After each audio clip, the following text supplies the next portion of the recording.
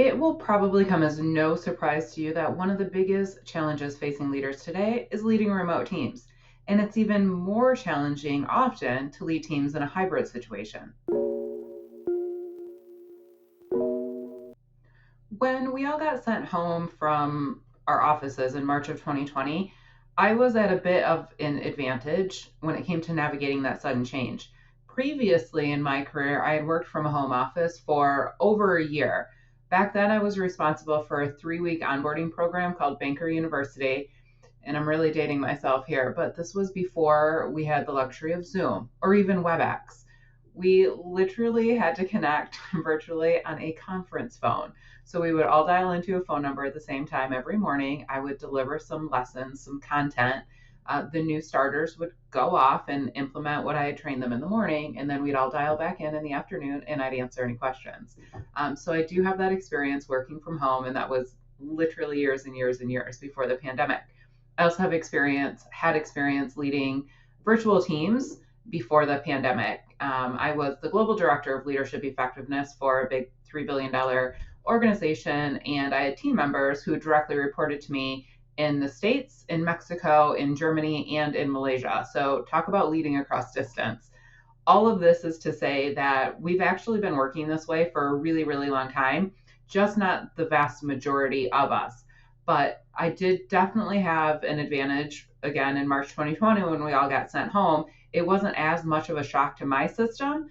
Um, but what I find a little bit more surprising is that, 3.5 years in, it's still really, really challenging for a lot of leaders. So, hence this week's video.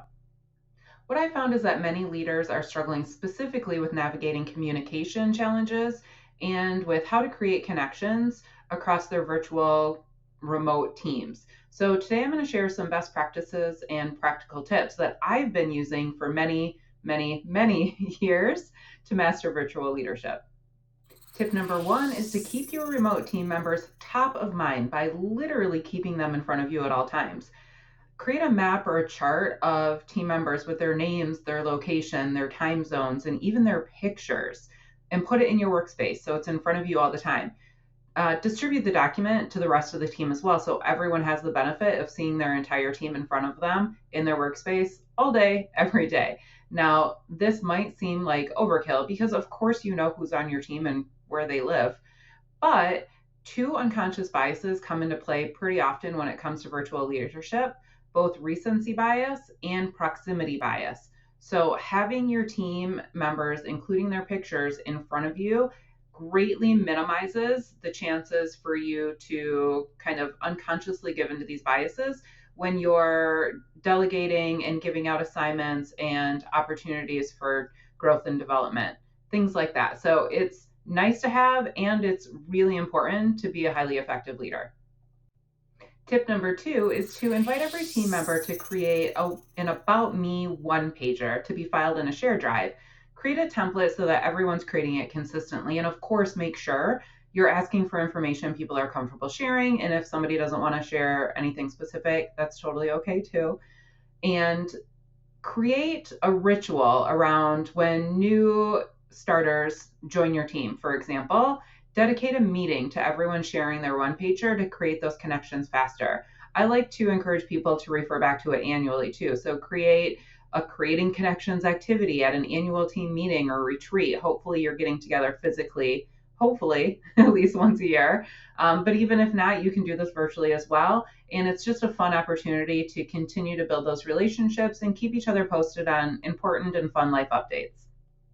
Tip number three is to agree on core meeting times that are convenient for all time zones.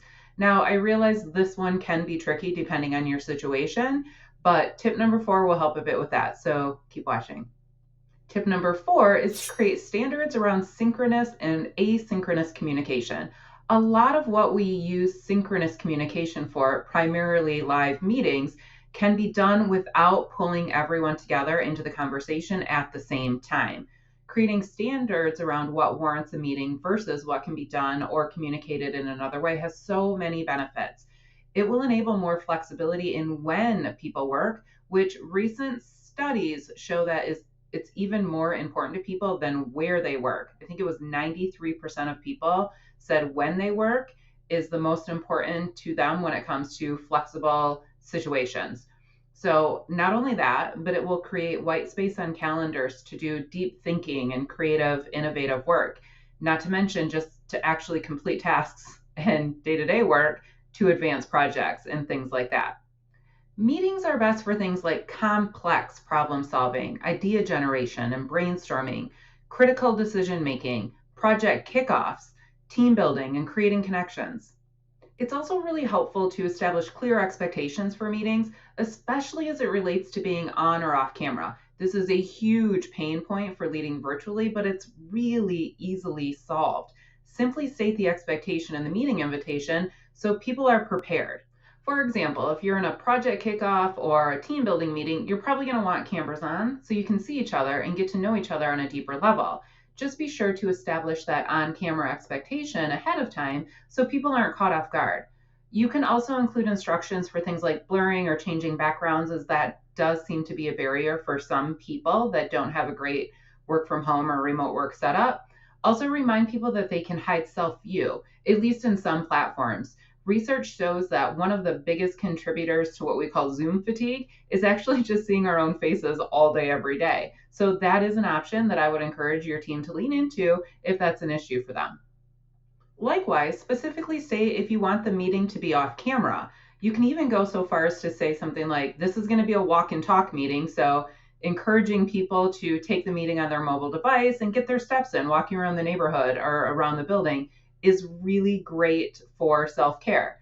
I even like to say, let's make this a stand and stretch meeting. So instead of being on camera and having to sit sort of still in our office chairs, we can be off camera, still in our workspace, but we can be standing up and stretching and moving around and just getting a little bit of activity to keep that energy up and take the pressure off of being on camera and seeing our own faces. Also, be sure to explore what kind of collaboration tools are available inside whatever platform you use for virtual meetings and leverage those to increase engagement. These tools have come a very long way since my days of facilitating via conference phone. So you might be wondering what's left for asynchronous communication. Well, a lot actually. I encourage you to consider things like messaging apps and project management software to communicate outside of meetings and to even replace many meetings for things like sharing routine updates and status reports, for documentation and information sharing, for assigning tasks, for proposing ideas, for distributing basic training materials and resources. Even basic problem solving and especially personalized communication all works in communication channels other than live meetings.